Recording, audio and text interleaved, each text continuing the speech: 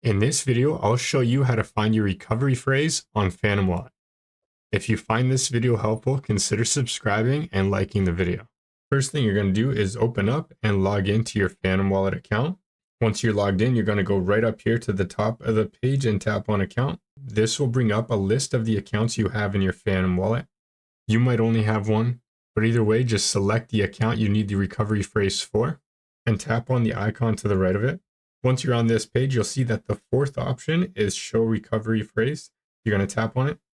This is going to bring up a list of best practices in order to keep your Phantom Wallet secure. Read through it. After reading through this and understanding the consequences of sharing your recovery phrase with someone, tap on this square icon and tap on continue. It's going to ask you for your password in order to proceed. Then you're redirected to the next page that has your recovery phrase. And if you need to copy it, you can do so by tapping here. Again, never share this recovery phrase with anyone or any website or any third party. Whoever has this recovery phrase basically has access to your Phantom Wallet and your funds. And that's how to find and copy your secret recovery phrase in Phantom Wallet. If you found this video helpful, consider subscribing and liking the video.